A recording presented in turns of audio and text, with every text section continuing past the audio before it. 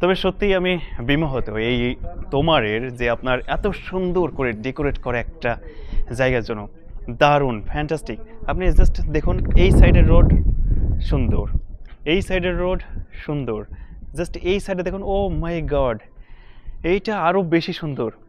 রাস্তার দুই ধার দিয়ে আপনার ছোট ছোট ফুল গাছ লাগানো, জাস্ট ওয়াসাম, জাস্ট একটা ওয়াসাম। মানে এগুলা জাস্ট আমরা কল্পনা করি, একদম জাস্ট আমরা কল্পনা করি যে আমাদের গ্রামটাকে, আমাদের শহরটাকে ঠিক এমনটা করতে হবে। কিন্তু আমাদের সিটি কর্পোরেশন বলেন বা আমাদের যারা ঊর্ধ্বতন কর্মকর্তা রয়েছে, যারা আমাদের দেশের একমাত্র কর্ণধার ব্যক্তি, যারা রাজনৈতিক ব্যক্তি, তাদের মধ্যে দিয়ে আসলে কিন্তু দেশটা উন্নতি হয়। তারা চাইলে কিন্তু এমন সুন্দর একটা পরিবেশ, এমন সুন্দর কিন্তু শহর আমরাও কিন্তু গড়ে তুলতে পারি। কিন্তু দুর্ভাগ্য এটাই যে তারা চায় যে দেশের টাকা মেরে নিয়ে অন্য দেশে গিয়ে বসে বসে খায়। যেমন কেউ 15 বছর ধরে খাচ্ছে, কেউ 17 বছর ধরে খাচ্ছে, কেউ খামবাসরি করছে, কেউ এটা সেটা সে যায় তাই। আপনি শুধু রাস্তার দিকে তাকিয়ে দেখুন যে রাস্তাগুলো কতটা সুন্দর। আর সামনে এটা হয়তো সম্ভবত পৌরসভা, পৌরসভার সিম্বল টিম্বল সব কিছু, সম্ভবত মেবি পৌরসভা তোমার। আপনাদের একটা দারুণ একটা জিনিস, এখানে একটা মূর্তি পেয়েছে, যে মূর্তিটা আপনার যে ওপরে যে লোগোটা দেখতে পাচ্ছেন, যে পর্তুগালের পতাকা উঠছে, ওই পতাকা যেখানটাতে আমি প্রথম গেছিলাম। আর যেই প্রতিষ্ঠাতা অর্থাৎ এই শহরটা, যেটা 1160 থেকে 1162 সাল, যার নাম ছিল গাভাদেল পায়েস, অর্থাৎ ওকে আমরা বলে থাকি গোলবাধেল পায়েস, ঠিক আছে। তো ওনার ঠিক এখন এখানে মূর্তিটা কিন্তু আমি দেখতে পাচ্ছি, যেটা কিন্তু আপনার যে মেইন ফটক ছিল কনভেন্ট দ্য ক্রেস্ট, সেখানেও কিন্তু দেখতে পাওয়া যায়নি। বাট এদের যে অফিসিয়াল যে জায়গা রয়েছে, ঠিক ওই জায়গাটাতে আসলে এই জিনিসটা দেখতে পাওয়া যাচ্ছে।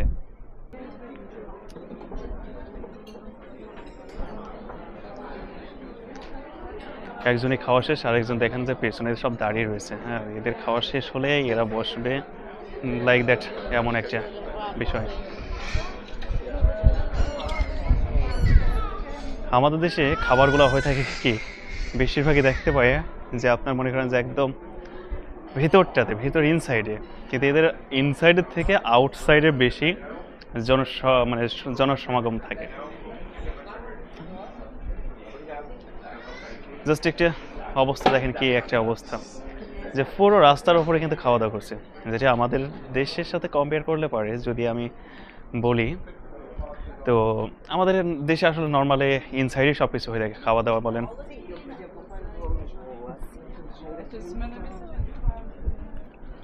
আমি এখন বর্তমানে যে শহরটাতে আছি, এই শহরটাকে বলা হয় পর্তুগালের ভেনিস। ঠিক আমার পেছন সাইডটাতে রয়েছে যে ট্যুরিস্ট জোন প্লাস ট্যুরিস্টদের খাওয়া দাওয়ার একটা জায়গা। আর আমি এখন যে জায়গাটাতে এখন অবস্থান করছি, এটা হচ্ছে ছোটোখাটো একটা স্মল পার্ক, একেবারে ছোটো একটা পার্ক। আর যে কারণে আপনার এই জায়গাটাকে বলা হয় যে পর্তুগালের ভেনিস, সেই কারণটা, রিজনটা জাস্ট একটুখানি আপনি সামনের ওই জিনিসটা দেখলে বুঝতে পারবেন।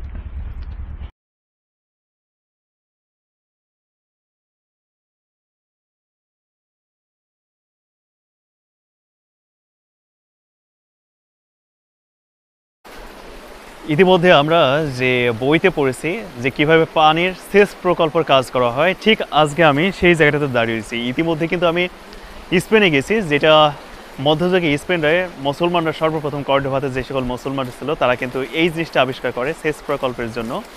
বাট ওই জায়গাতে এখন পর্যন্ত সেই জিনিসটা চালু দেখতে পাইনি। বাট এখানে এসে যেটা তোমারে এসে এটা দেখতে পেয়েছি। এটার কাজটা কিভাবে হচ্ছে দেখুন, আপনাদের কাছে একটুখানি দেখায়। এই সাইড দিয়ে আপনার রিভার চলে গেছে, একটা নদী। এই নদীর পানিটা এক সাইড থেকে উঠতেছে, এবার ওই পানিটা উঠে আপনার উপরে আসতেছে। আসা পরে যে এখানে যে কাঠের সেতু বন্ধন হয়েছে, দেখুন এই কাঠের সেতু বন্ধন দিয়ে আপনার এই সাইড দিয়ে আপনার যত দূর ইচ্ছে তত দূর নিয়ে যাওয়া যাবে। কিন্তু এটা কিন্তু কোনো ইলেকট্রনিক বা কোনো কিছু না, নর্মালি একদম প্রকৃতির সাহায্যে একটা বল প্রয়োগের মধ্যে দিয়ে হচ্ছে। দেখুন যে পানিটা পড়ছে, ওই পানিতে আপনার নিচের চাকাকে বল প্রয়োগ করছে, দেন চাকাটা সবসময় রানিং রাখছে। আর কিছু কিছু আছে যেগুলো ডিরেক্টলি আপনার যে পাইপটা রয়েছে, অর্থাৎ আপনার যে এই জায়গাটা রয়েছে, এই জায়গাতে পড়ছে, যার কারণে আপনার কিন্তু কোনো ধরনের মানে ইলেকট্রিক বা কোনো ধরনের কোনো জিনিস বা তেলবিহীনই এক কথা আপনার শক্তিবিহীনই চলছে, কিন্তু শক্তিটা উৎপন্ন হচ্ছে ডিরেক্ট পানির মাধ্যমে। ঠিক আছে, এই জিনিসটা আসলে অনেক দিন ধরে মানে দেখার একটা আগ্রহ ছিল, যেটা আসলে স্পেনে দেখেছি কিন্তু বাট আসলে ওইভাবে চালু ছিল না, বাট এখানে জিনিসটা চালু দেখতে পেয়েছি।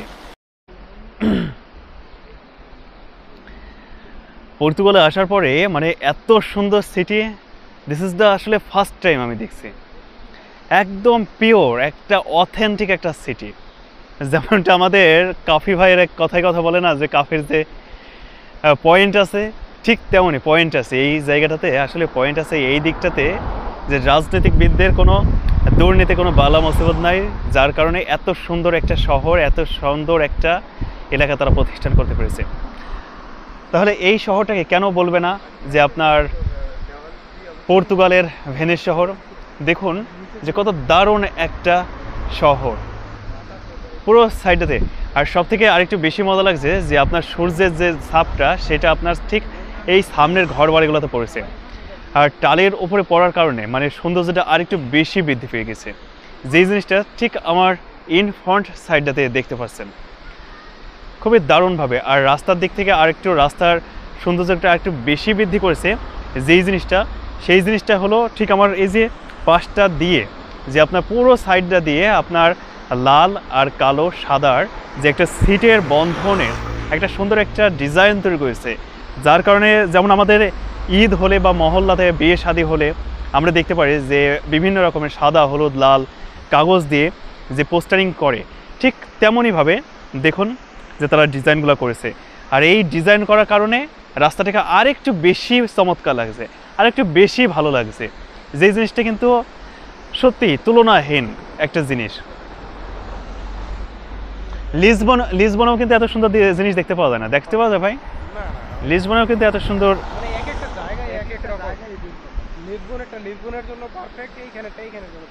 মানে অসাধারণ। সাইডটা দিয়ে দেখুন আবার ছোট্ট একটা খাল বয়ে গেছে। আমাদের ঢাকা শহরের ভেতরে কিন্তু অনেক সুন্দর সুন্দর জায়গা রয়েছে ভাই। একটা মজার কথা, আমাদের ঢাকা শহরের ভিতরে কিন্তু এমন সুন্দর সুন্দর জায়গা আছে না? হ্যাঁ আছে, কিন্তু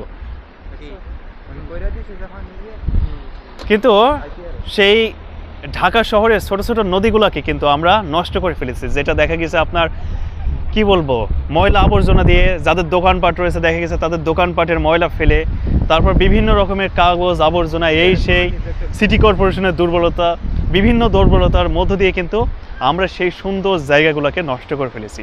কিন্তু সেই জায়গাগুলোকেও যদি আমরা এইভাবে ডেকোরেট করি তাহলে কিন্তু আমাদের ঢাকাটা আরেকটু মডার্ন হবে, আরেকটু দেখতে ভালো লাগবে, আরেকটু দর্শনার্থী বাড়বে, বিভিন্ন দেশ থেকে লোক যাবে, মানে সব কিছু মিলে একটা কিউরিওসিটি অন্যরকম একটা ফিল হবে। আর তার সাথে সাথে অবশ্যই যারা যে সকল ভিজিটররা যায় তাদের জন্য অবশ্য মানে ভালো নিরাপত্তার ব্যবস্থা করতে হবে, তাহলে কিন্তু আমাদের দেশের যে এই যে সৌন্দর্যটা অন্য দেশের কাছে সেই জিনিসটা তারা যাতে তুলে ধরতে পারে, যার কারণে তাদের নিরাপত্তার ব্যবস্থা করতে হবে, তাদের সাথে ভালো ব্যবহার করতে হবে।